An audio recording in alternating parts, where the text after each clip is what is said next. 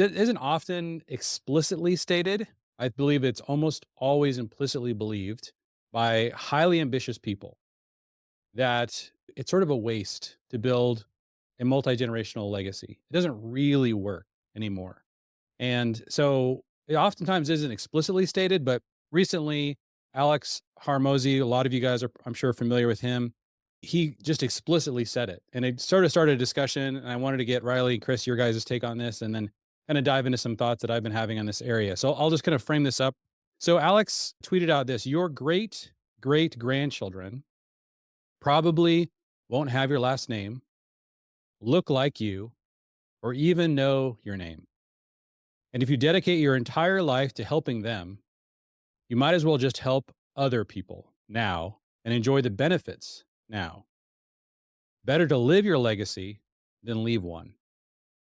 So his point is, if you really are to do the cost benefit analysis of spending a lot of time focusing on your kids and your grandchildren, you're not going to get as much benefit in this life as you would if you focused on others, other people, is what he's saying. And I think there's some truth to that. It takes faith in the future and an understanding that what we're trying to build is not necessarily just for us, to understand the importance of building a legacy. But I'm really glad he said this out loud, because I think this is really the a deep reason why a lot of men in particular struggle having the motivation to father their children and get excited about having large families. For example, if you have this belief, even somewhere deep down inside, and I would say I had this belief for a long time as a Christian. I was like, well, yeah, this is what he's saying is they're not going to have my last name. It's not going to benefit me to focus on my grandchildren, my great grand. I'm not going to be alive to see it. And I'm alive now. And who knows what the future holds? Solomon says something pretty similar in Ecclesiastes. And then Sean Sweeney then kind of reposted what Alex wrote and kind of expanded on it. He says, I actually agree with Alex. I'm almost 50 years old. I've seen a lot of people come and go at this point, including my own parents. I don't know any of my great grandparents. I don't know anything about them. And I think that's true for most people.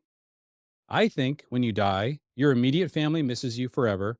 And most people think of you from time to time, but mostly move on with their life. And the world moves on. You are a blip in history. Leaving a legacy is important, but no matter how amazing you are and whatever you're doing, and how much joy and love you're spreading after you die, you're mostly forgotten. Okay, so they laid out the case. I think it's a pretty strong case for why men should focus on this life, the people they're encountering now, and not necessarily put too much emphasis on the future legacy of their family.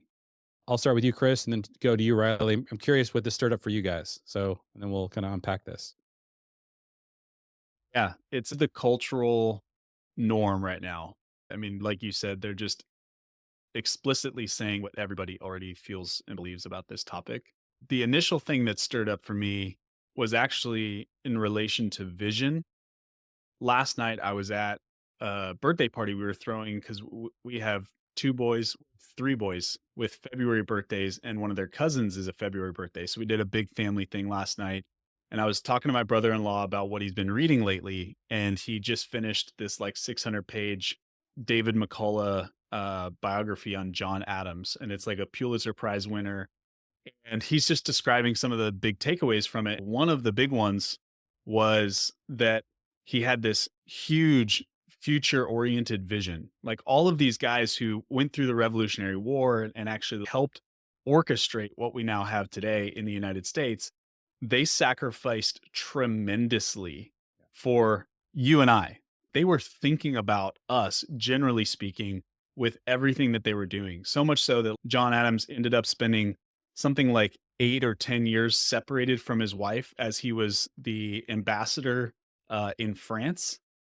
And it was all around like these strategic things related to better vision for, what a country could look like and how politics could go and like how you could actually run something that would better the experience and the lives of the people that lived underneath it. That was very actually commonplace then, right? And John Adams and some of these other guys, they were like their early 20s when they did all this stuff. and they just had a much bigger vision, and they were thinking generations beyond themselves, and it resulted in them actually sometimes to the detriment of their family, right? Like, I'm not suggesting that we separate from our wife for 10 years, but they were willing to sacrifice the here and now for other people Yeah. to experience the benefits later. And I think that we as a culture, we've totally flip-flopped. Yes. Part of this is you get to invest your life.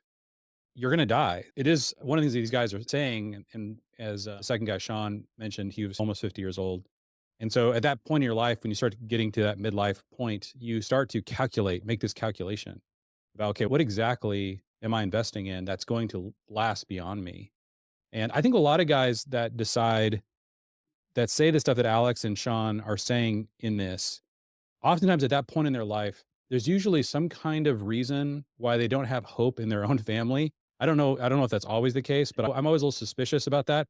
So like in your what you're describing, John Adams had a massive impact on our country.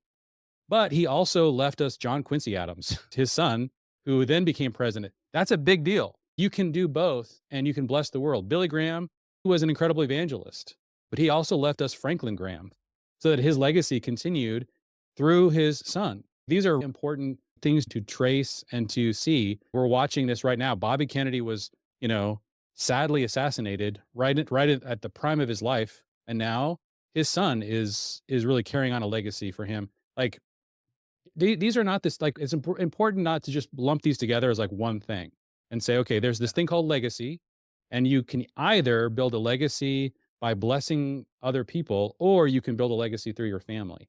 I think that what what sort of the Bible was written to an audience that everyone was bought in to building a legacy through their family, and they needed to be taught the importance of actually building a legacy outside their family with others as well.